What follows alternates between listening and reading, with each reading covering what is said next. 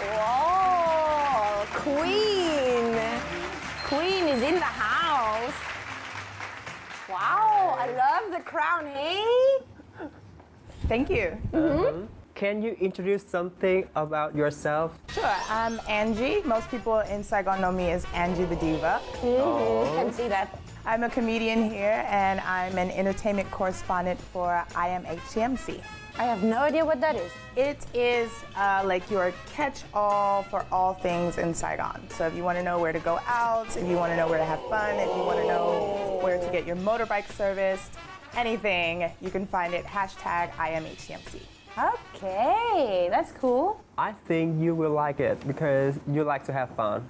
You don't like to have fun? Who doesn't like to have fun? Yeah, well, I think I know quite a little bit about Saigon, but I never know where to go out, so I'll be looking into that. Come find me.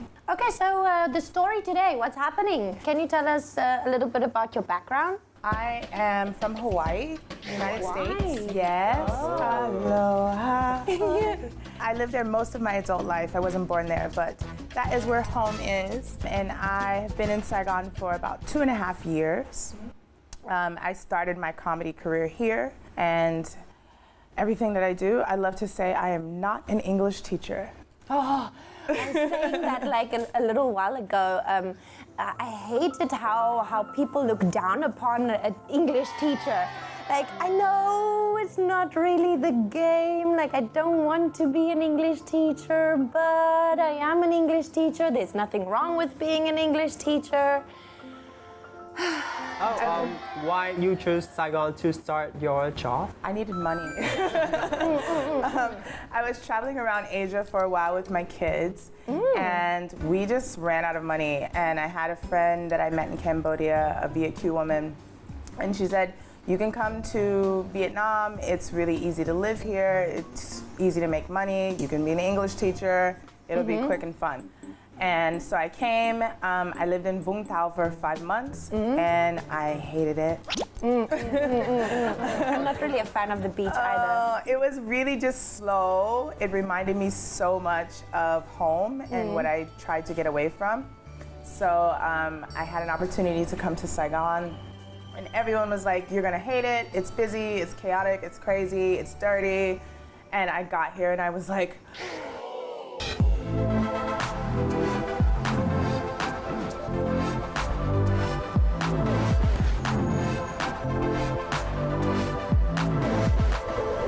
I love you, Saigon. Yeah. And I've been here ever since. It's been absolutely great. I love Saigon and Saigon loves me. And may I ask you about your gender? I am biological female, and I say that I'm female most of the time. Okay. Do you have people asking you, like, are you female? Like, Well, I hang out with a lot of drag queens, but these pretty much let people know Yeah. she's a girl. Okay. But I have the information that you are like pansexual. I have no idea about that. A lot of my life, I identified as bisexual because it's just easier for people to digest. The problem that I have with that definition is that it excludes non-binary individuals. So trans people, people who are drag queens, people drag kings, people on the spectrum of sexuality and gender.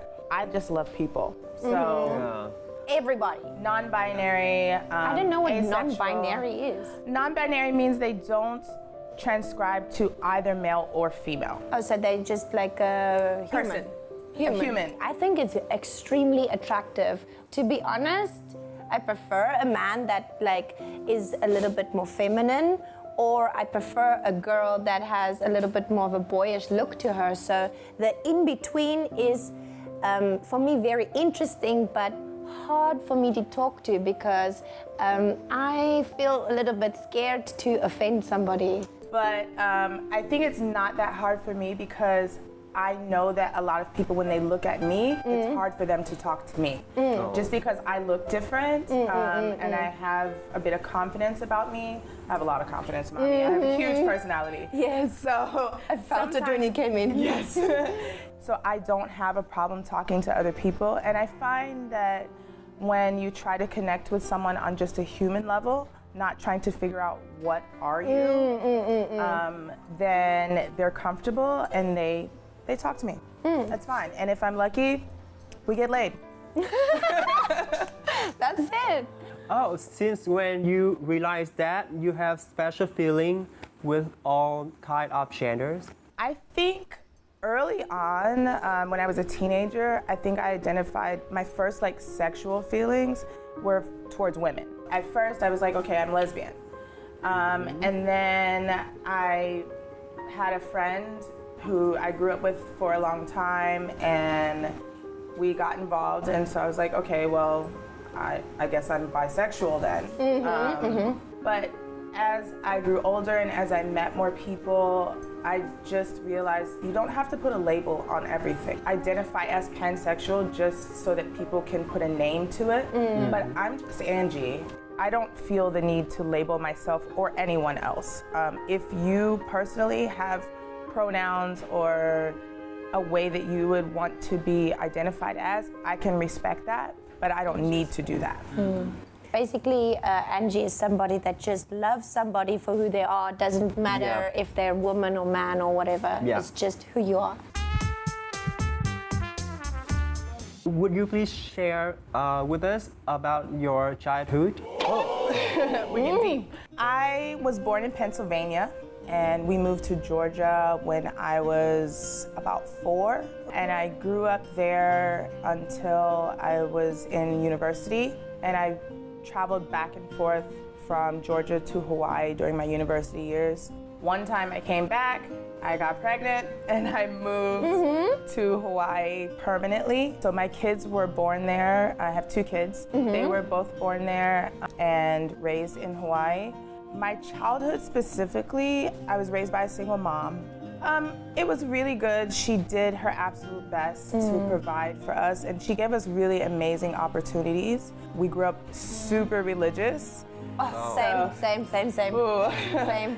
Been told my whole life growing up that being gay was wrong and it's sin, among many other things that were just wrong. All the fun shit. Can't do fun shit. That is illegal. Yes. And then when I got to university and I didn't have to go to church anymore, I started to see people for who they were. And I went to university in the gay district, so I was surrounded by gay people, lesbians, trans, drag queens, everybody, this fabulous community. Heaven. And these people took care of me. They looked after me, and they paid their bills, and they went to work, and they raised their kids, and they did regular, normal, day-to-day things. And I started to think maybe my upbringing didn't completely mesh with who I was now. And I heard something about your family. Is there any, how do I say, queerness in your family? Yes. My closest brother, he's actually my cousin, but we grew up together. He is gay. He came out a few years ago. Was that difficult? It was very difficult for him. He thought that our family wouldn't accept him if he came out. I didn't have a coming out. I just was like, this is who I am. And I just lived my life. And everybody knew that. So when he was having such a crisis moment for himself, it felt a little bit like he didn't trust us. But also, it just brought us closer because he knew that we were still there for him no matter what. So my cousin is gay. There are other queer people in my family. A lot of times in Asia, people want to come and take my picture and they want to come and touch my hair because they don't have any real idea of what I am. It's almost like I'm an alien sometimes. And a lot of people would see that as racism. I see it as curiosity. You just don't have any experience with it. And I like to show people a positive representation of Black people, and I want them to have a positive, feeling after they leave me, and hopefully they'll be more able and more willing to talk to other people who look like me later. We all have problems, we all have happiness and joys, and if we can just kind of meet in the middle somewhere, maybe it will go away. The world will be a better place, right? So you said that you have 2 children. I have a girl, she's 11, and a boy who is 9, Jade and Jack, and they're fantastic little people. My daughter is more of an introvert, and my son is very much like me. Oh, girl. We call him Mr. Aloha because he will say hello to anyone. Everyone is his best friend. How cute. Okay, that's very cute. Yes. You told about being a single mom. You chose it or something did happen? I don't think anybody chooses to be a single mom. If you can have 2 parents in one household, that is the way to go. I got divorced after almost 10 years we were together. For whatever reason, I'm not really sure. He just needed to kind of check out for a little while. So yeah, I was a single parent for 5 full years. The first few years were really difficult. Hawaii is super expensive. I was working like 3 jobs and 60 plus hours a week. So I started to look for something else. And I think as a single parent, you have 2 options. You can give up your whole life for your kids and be miserable. You love them with everything, but you cannot lose yourself as a person. And just because I'm a mom does not mean that I'm not a woman, doesn't mean that I'm not a person, it doesn't mean that I'm not sexual, that I don't have needs and wants, Dreams. and goals. Yes, absolutely. So for me, it was really important to not continue that negative thoughts about being a single parent. Boxing, caging yourself. Yeah. At some point, I had to say, it didn't happen to me, now I choose it. Now I choose to live my life the best way that I can and give my kids the best opportunities that I can. And in that, when you are happy yourself, you are a better mother too. Absolutely. I am a single parent still, but my kids have gone back to be with their dad and my mom. So they split time between all of us. That's also a discrimination because like people feel like because you're a woman, you should always be with the children and you should take care of the children and you should be responsible. But what about the man? He's got responsibilities too, you know? He took some time off, but now he is being there for them and he's providing for them. And they're getting to rebuild that relationship with him, which I feel is really, really important. Very. I had time with them for 5 years, every day, 24/7, and we got to do whatever we wanted to. And now it's their turn to be with him, and we have a good working relationship. So I have contact with my kids. I talk to them almost every day. I'm still there for them. I go and see them. But it's better for them right now to be at home, surrounded by family, and having that big support system. Your kids are like ever curious about your gender? I wouldn't say curious. I remember one time my son and I were in a car, and that song from Macklemore came on the radio, Same Love. The song is talking about same-sex marriage, and I had always had my children around people in the queer community, and we were sitting in the car and he said, "Mom, what is gay?" And I was like, oh. Getting goosebumps. So I said, well, you know how mom and dad love each other and we're together? Well, you know how uncle loves his boyfriend and they're together? Well, that's gay because they're both boys. And I think he was like 3. He thought for a second and he was like, okay, so everybody loves everybody. Perfect. And it just showed me that children don't learn by what we say. They learn by what we do and what we see. So, Angie, why do you want to become a comedian? I love to laugh. Who doesn't, right?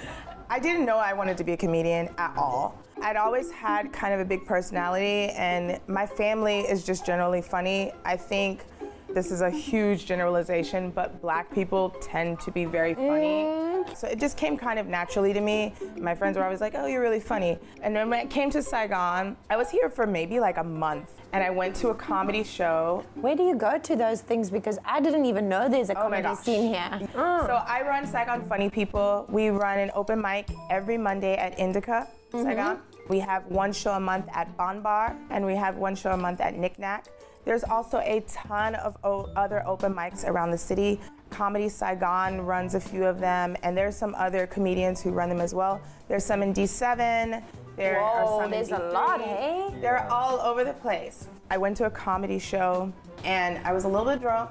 And I was just bantering with the host, and for whatever reason, no one else in the audience was talking to him. And I thought he was hilarious, so I was, talking back and forth to him. And then somebody came up to me after the show, and they were like, "Hey, do you want to do stand-up comedy?" I was like, "I mean, I guess, sure. Okay, I don't know, try. maybe." Hi. I did my first show, and I loved it. I can just imagine. I lived for it. And I did really well. The audience loved it. And they asked me to come back the next day. And the next day was an international headliner. Good. I got paid.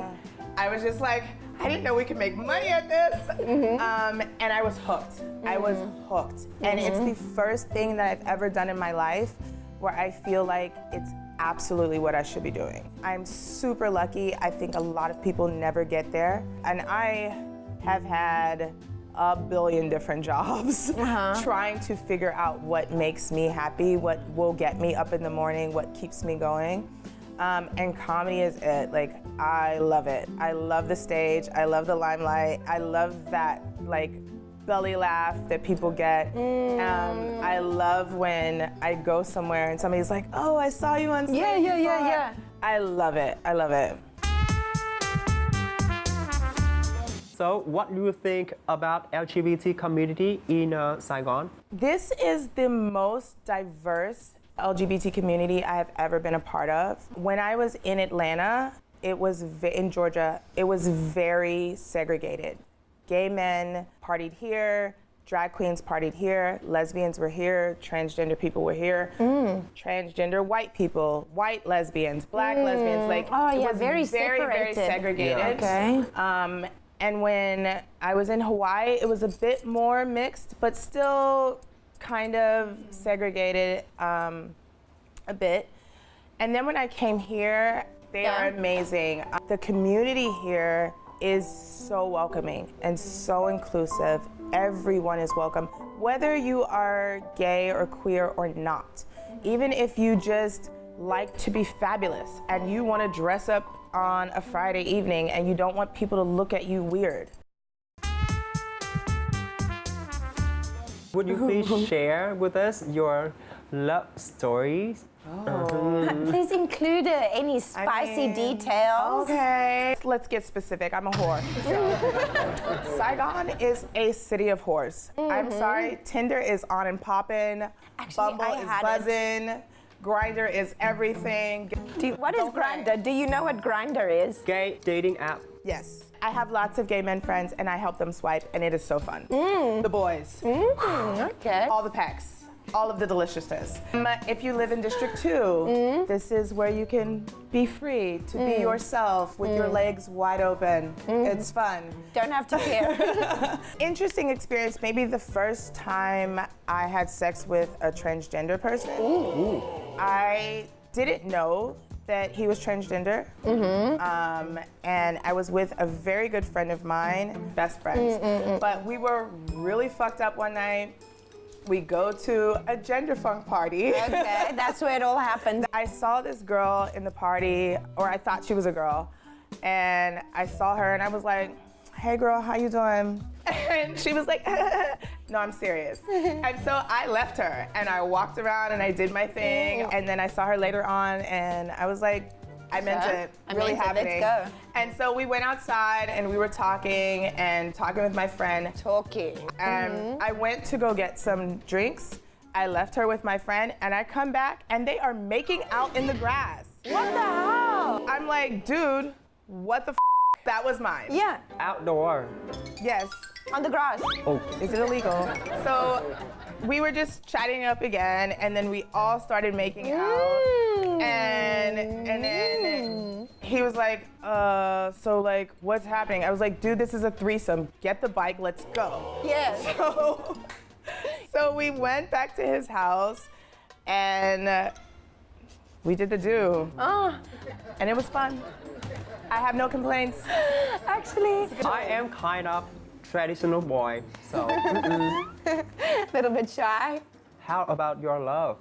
I am pansexual, so it's very important to me to have my freedom.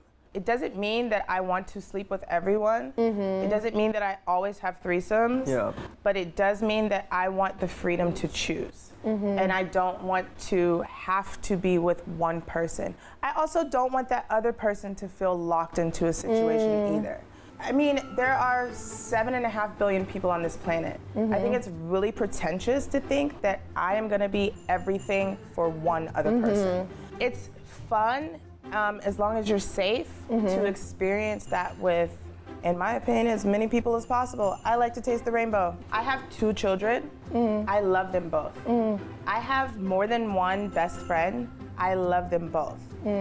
I can love more than one person. I have enough space in my heart to love more than one person. That is not an idea that is common. So finding a love match who is also a romantic partner is a bit more difficult. That is difficult. And I think your ideas of what love is and how you like to be loved and how you show love, it evolves over time. It evolves with your different experiences and your traumas and your triumphs.